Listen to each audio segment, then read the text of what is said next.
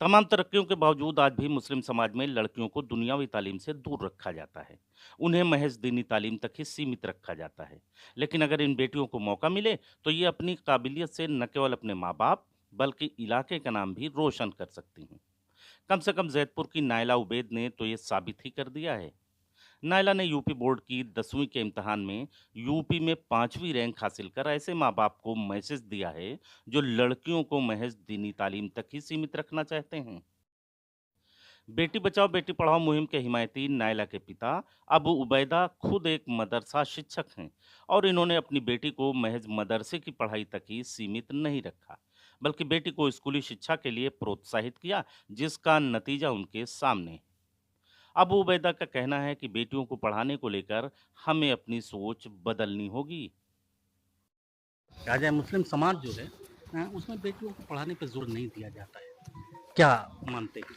जी, ये सोच और ये जो फ़िक्र है हमारे ज़हनों में रासिख़ हो गई है। काफ़ी ये चंद दिनों का नहीं, बहुत कदीम ज़माने से ये चीज़ है कि बेटियों को पढ़ाने का कोई मतलब नहीं है, कुछ हासिल नहीं, शादी-ब्याह होके अपने घर बैठेंगी। हालाँकि ऐसा नहीं है, खुद इस्लाम में भी लड़कियों की तालीम का बहुत महत्व है, बड़ी अहमियत है।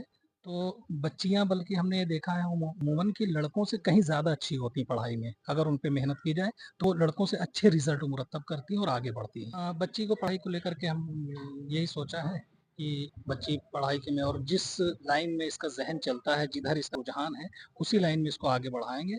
तो अभी का रुझान ये है कि साइंस के फ़ील्ड में ये काफ़ी दिलचस्पी रखती है और साइंस के फ़ील्ड में ही आगे बढ़ेंगी, और जैसे कि तिब का मैदान है मेडिकल लाइन से, तो इनका रुझान है कि हम एक अच्छे डॉक्टर बने। और रूरल एरियाज़ में जैसा कि अभी भी इतना तरक्की याफ़्ता ज़माना होने के बावजूद बहुत कमियाँ हैं मेडिकल लाइन से, और ख़ास तौर से रूरल एरियाज़ में, देही इलाकों में।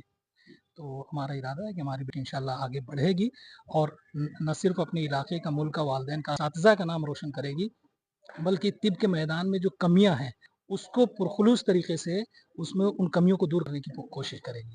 जी, ये हमारे समाज का अलमिया है कि तालीम ही की तरफ एक उमूमी एक जो रुझान है बहुत कम है, और ये इस वजह से क्योंकि लोग समझते हैं कि तालीम का मतलब क्या है कि नौकरी हासिल करना, और नौकरी मुसलमानों को मिलेगी नहीं। ये अक़ीदा और ये एक जो बुनियादी फ़िक्र है इतना रासिख़ हो चुका है कि वो तालीम की तरफ उस रुझान ही नहीं बनता है। हालाँकि ये सरासर गलत तवहुमात पर मबनी चीज़ है।